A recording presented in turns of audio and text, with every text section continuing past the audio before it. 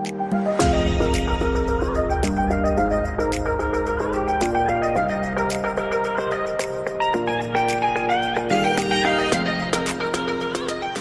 guys, so in my last video I went over how to do a 2-foot spin and I was requested to make a video about a 1-foot spin, so let's get into that. If you haven't watched that video, make sure you go back and watch it because you will need to know how to do a 2-foot spin before you start working on your 1 foot. So there are 2 ways you can get into your 1-foot spin. The first is very similar to our 2-foot spin and the second one is the traditional back crossover entrance. First, we're going to start with our pivot entrance because it is the closest to how you would get into your 2-foot spin and is a great transition into your 1 foot. Just like our 2-foot spin, you can choose to do a pivot with a toe pick or without. You are going to start with the 2-foot spin to stabilize yourself and make sure that you are centered. Once you feel like you are centered in one spot, gradually pick up your foot. The 2-foot spin will help you keep yourself in one place and it will also remind you to spin on your rocker and not your toe pick. When lifting up your foot, make sure you keep it close to your other leg and you don't leave too much room in between it or else it will be hard to control the spin.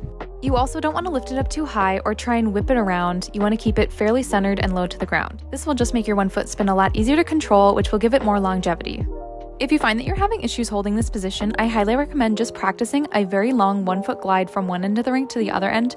You just want to make sure that you can strengthen your core muscles and your leg muscles, so this will be a lot easier to hold. The other entrance that is more advanced and traditionally seen in all of our spin entrances is the backwards crossover into our 1-foot spin. If you are still struggling with the 2-foot spin entrance, I highly recommend avoiding this one until you can at least get 2 to 3 revolutions in that spin position before you move on to this one. There's just more variables and more things that are harder to control. For this entrance, you will at least need to know how to do 1 back crossover.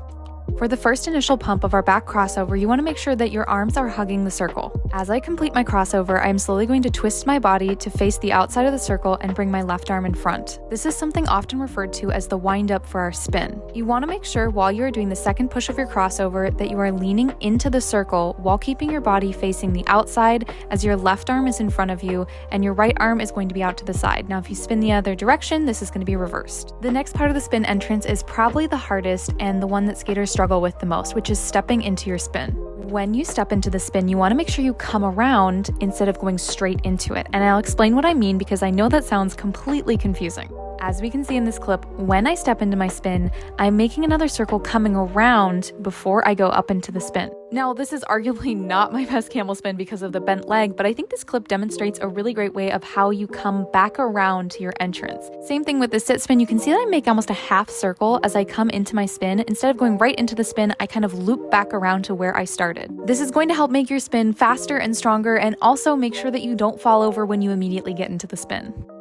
When you step into your spin, you want to make sure you're on a nice outside edge. When doing this, you want to try your best to avoid rolling up onto your toe pick and instead finish out that entrance and make sure you go onto your rocker. The other thing we have to think about with this entrance is what we do with our free leg, and this is going to help make our spin a lot faster. As I'm coming around this entrance, I'm going to make sure I keep my free leg out to the side instead of bringing it in right away. I'm going to keep my free leg out to the side till I feel like I have centered the spin, or as some people call it, hooked the spin, and then I will gradually bring it in to increase my speed. Doing this not only helps us increase our speed, but it also makes this spin a lot easier because if you find that you're having troubles where you're pulling your leg in right away, you're most likely going to fall out of the spin quickly because you are losing control. This helps give us the control of our spin and make it easier to brace ourselves when we pull our leg in and go a lot faster. Don't forget the very important last step, which is making sure you have a nice strong exit.